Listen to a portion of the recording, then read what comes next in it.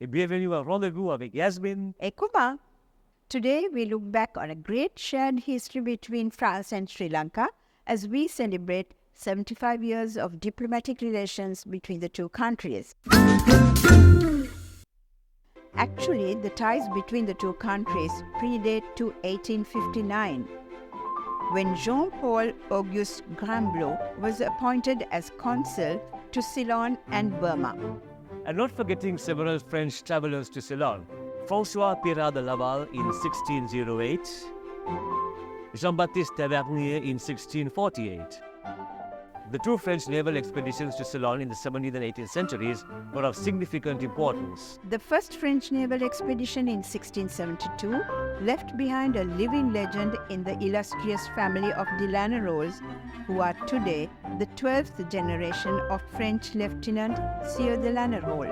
The naval battle of the Anglo-French War, the Battle of Trincomalee, was fought in 1782 off the coast of Trincomalee in northeastern Sri Lanka, famous throughout history as one of the finest ports in the world. And visits of other distinguished personalities, including an empress and a prime minister. Visit of ex-French Empress Eugénie, wife of Napoleon III in 1908. Voilà, c'est un monde, la rencontre de ces monarchies d'Europe avec l'île de Ceylon. Alexandra David Neil in 1911, the first European woman to travel to the forbidden city of Lhasa. Count Thamoni lived in Ceylon from 1920 to 1941, and this was a period vibrant with French culture, with the French Literary Association where Count Thamoni was a member, and the visit of two times former French Prime Minister Georges Clemenceau in 1921. A short break now, but stay for our chats coming up very soon with the French Ambassador in Sri Lanka, our former President Chandrika Kumaratunga, our Foreign Secretary Aruni Wijewardene, and our Ambassador in Paris, Manisha Gunasekera.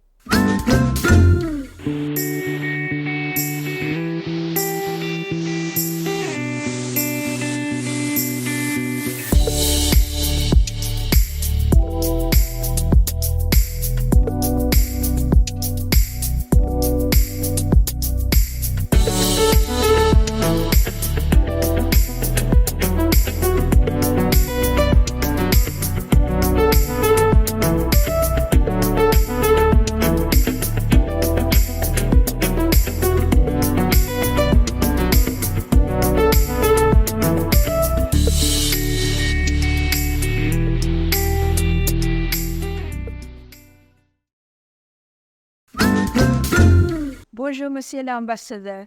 C'est un grand plaisir toujours de vous accueillir dans l'émission Rendez-Vous. Merci, c'est un plaisir de participer. Merci à vous de m'inviter.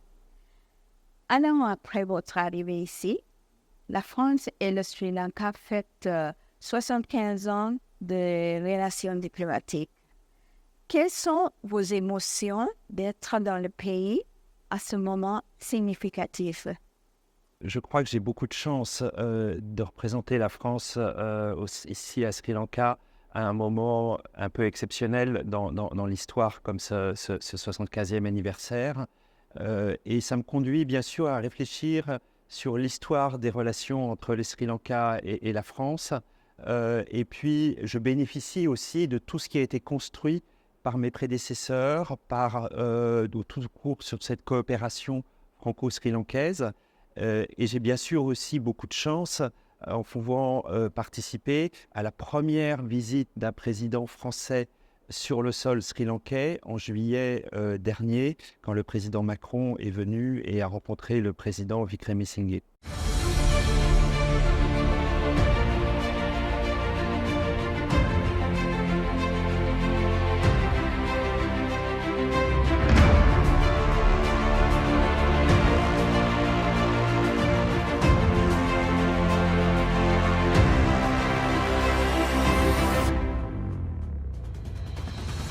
Je veux continuer, je veux poursuivre dans le renforcement de cette coopération.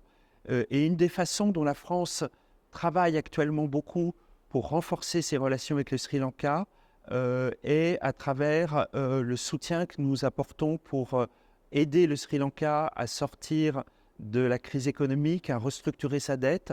Vous savez que la France est le président du Club de Paris. Je crois que c'est une des façons dont nous pouvons aider concrètement les Sri Lankais aujourd'hui de la façon la plus importante. Donc nous y travaillons beaucoup.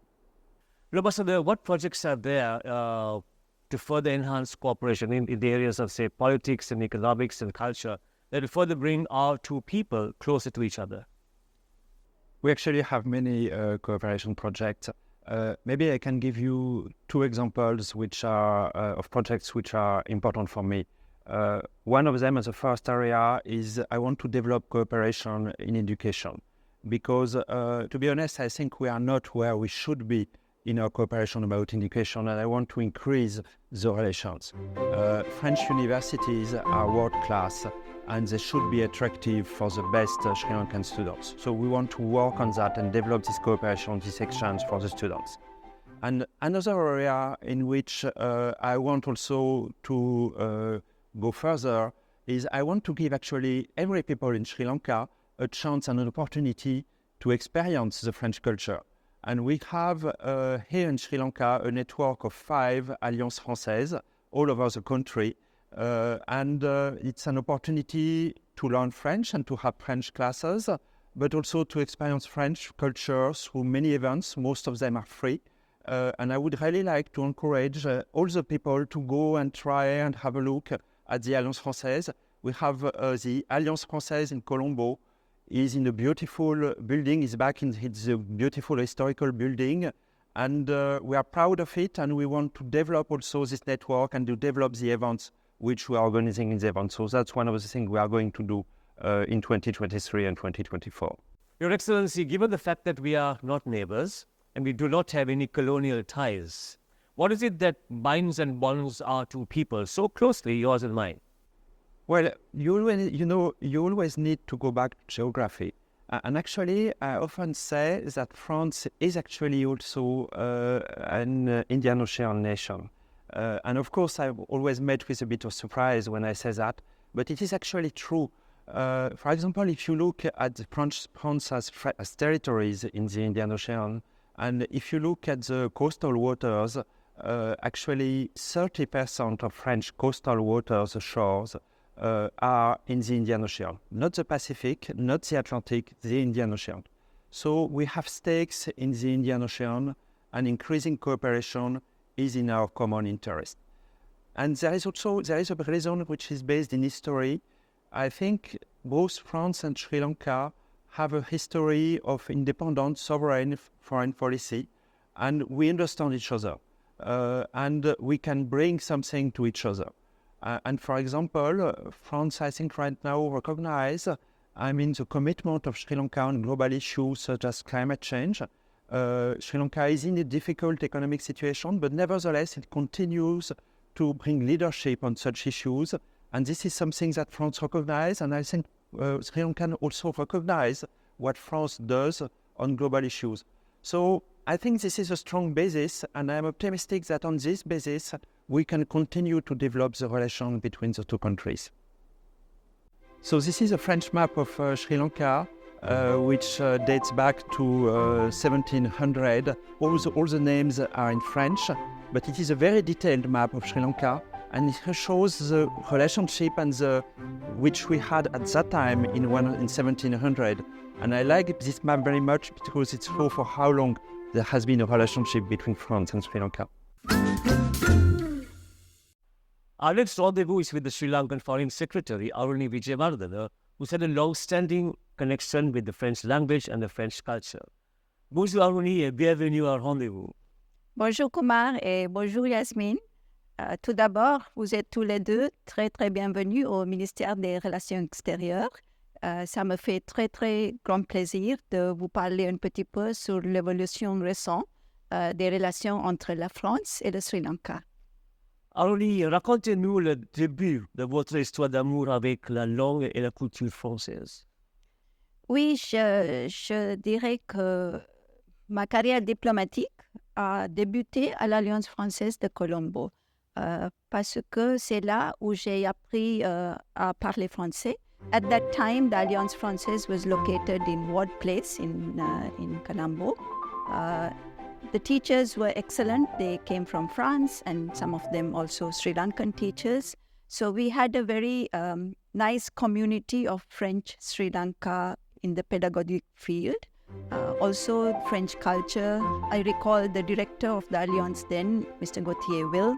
I'm sure he will watch this program at some point. So thank you, Gauthier, for what you have started in with the Alliance. Thereafter, I continued to teach at the Alliance. When I finished my university studies, my first job was at the Alliance Française, teaching French. And then one day something wonderful happened, which was that the director of the Alliance, Mr. Gauthier Wilm, asked me if I would like to go to France to be trained in order to do a French program on Sri Lankan television. So you can imagine how exciting this was. Certainly it was. So that was the beginning of this bonsoir.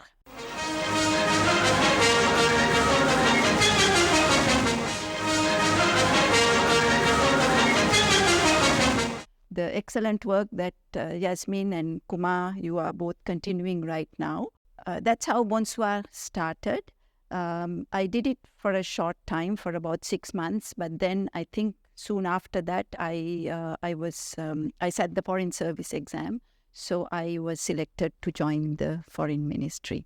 So that's a little bit about the beginning of l'histoire d'amour qui continue jusqu'aujourd'hui. So only 75 years down the line, where do you think we stand, these two countries, in terms of bilateral relations?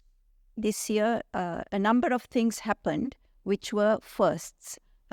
We had a first visit by a French head of state to Sri Lanka. President Macron was here. For the first time, France, the head of the Foreign Ministry of Sri Lanka, that is myself as Foreign Secretary, and the Secretary General of the French Foreign Ministry, we met in Paris for a bilateral discussion. So for myself, personally also, it was a very good souvenir, because I remember the first time I went to France in 1985 on scholarship from the French government.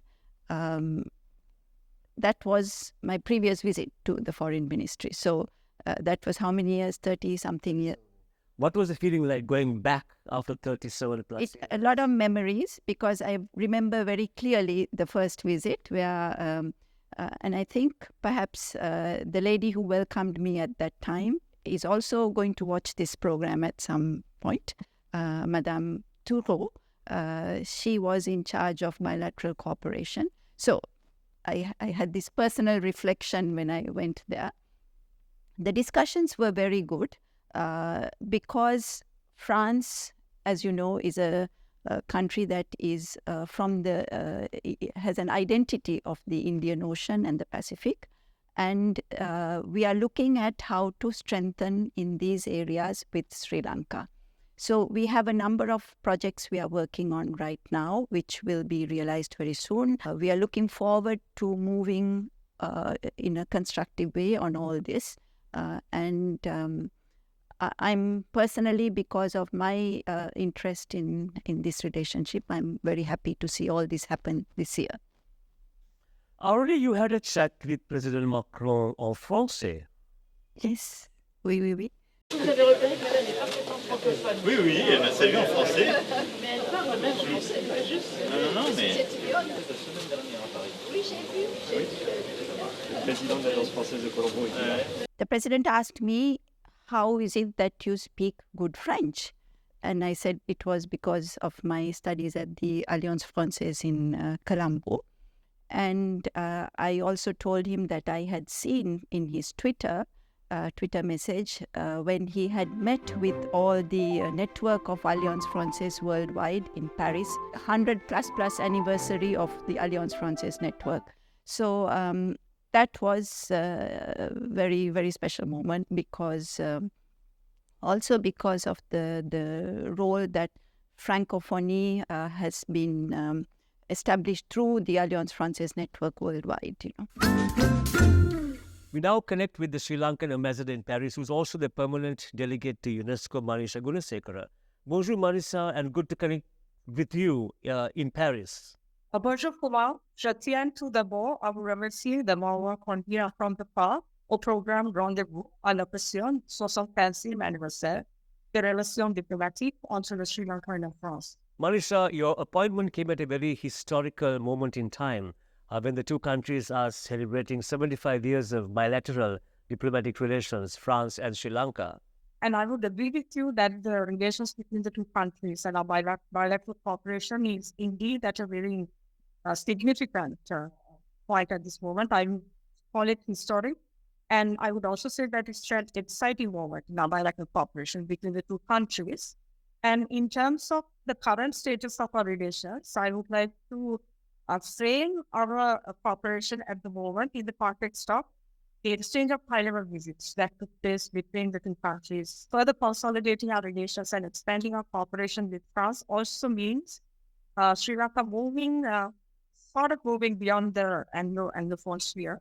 Now, with regard to the Sri Lanka Embassy in Paris, we are planning to organize a series of events to celebrate the anniversary. So around October, we have first of all planned to host a reception for the diplomatic corps and French dignitaries as well as French friends of Sri Lanka. We also hope to have an exhibition of Sri Lankan art focusing on the work of three Sri Lankan artists. Sri Lanka Embassy in France is also in the process of preparing for the first political consultations, bilateral consultations at senior official level between the two foreign ministries that would take place in Sri Lanka. I would also like to refer to the importance of France as a member of the EU. And it's one of the key members of the European Union. And post-Brexit, our relations with France are even more important. France is our 10th largest export destination, and Sri Lanka receives duty-free access to the French market under the EU GSP+.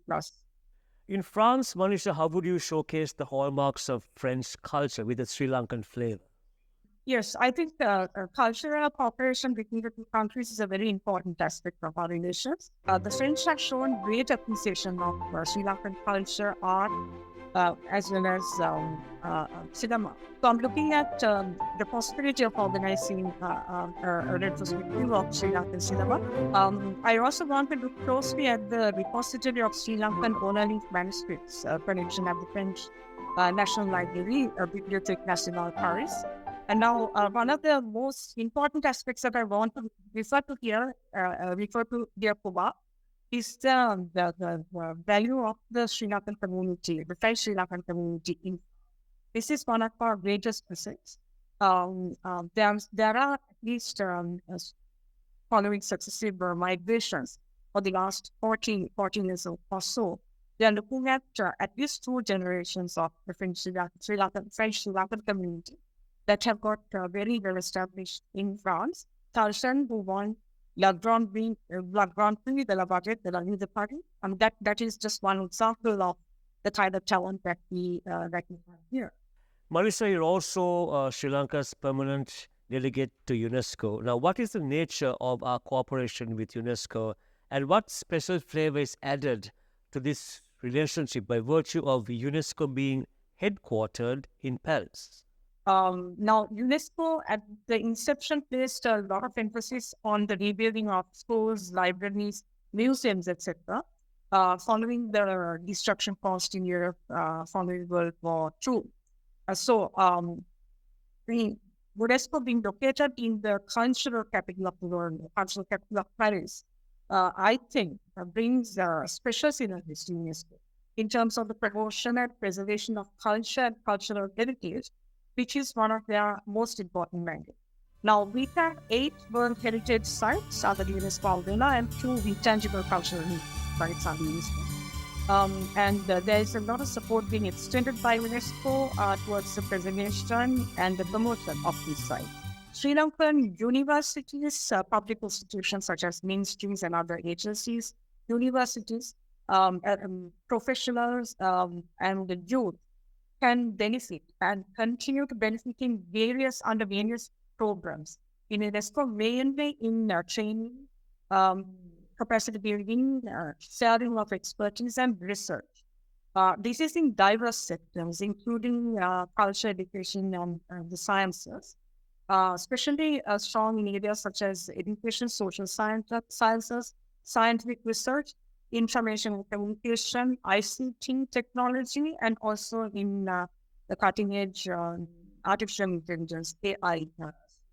One area where Sri Lanka takes a lead role in UNESCO is in the celebration of the International Day of Vesak, which actually binds regions and cultures and countries across the globe. It's a great a moment of celebration of our shared culture and heritage in UNESCO. Thank you very much, Manisha. Great pleasure, a pleasure as always talking to you. Thank you.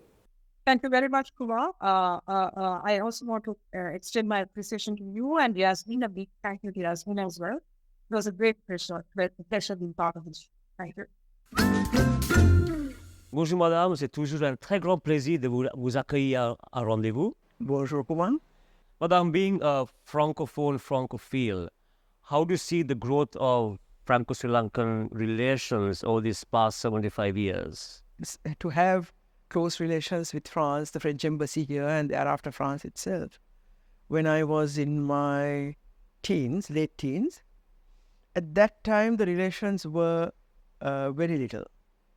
We always had an ambassador and good relations, well, good friendships, but there was very little investment. There was a person-to-person contact because I think France at one time had we had the largest number of tourists from France.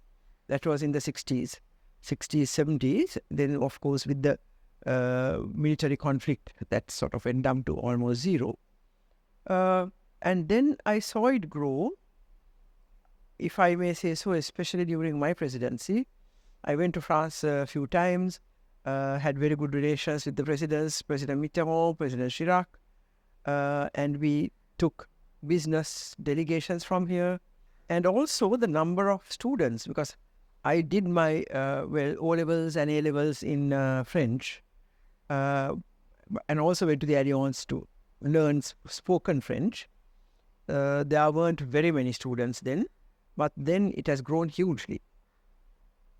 It has grown hugely. The interest in France, the interest to learn French, very few. I was the first ever Sri Lankan student, male or female, to go into university, to do a university degree in France.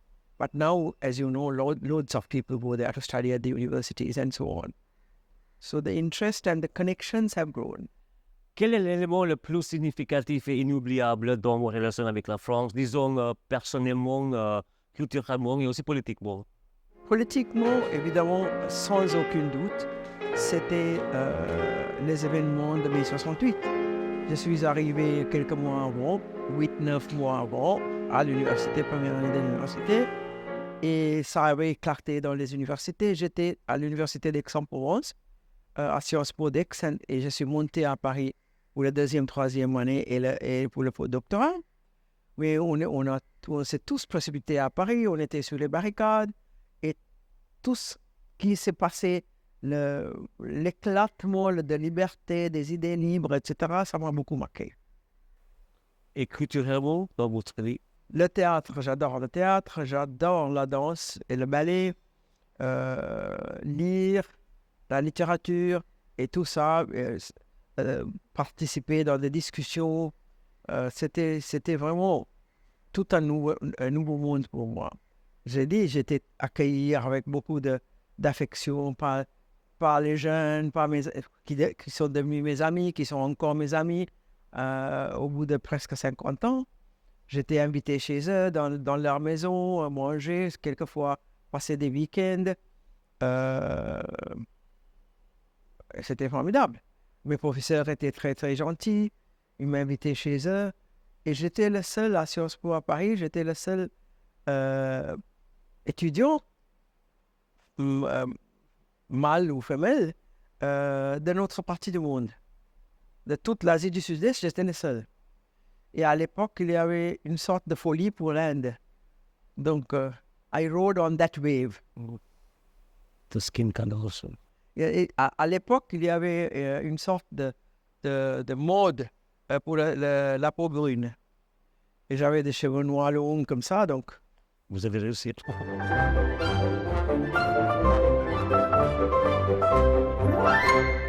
you.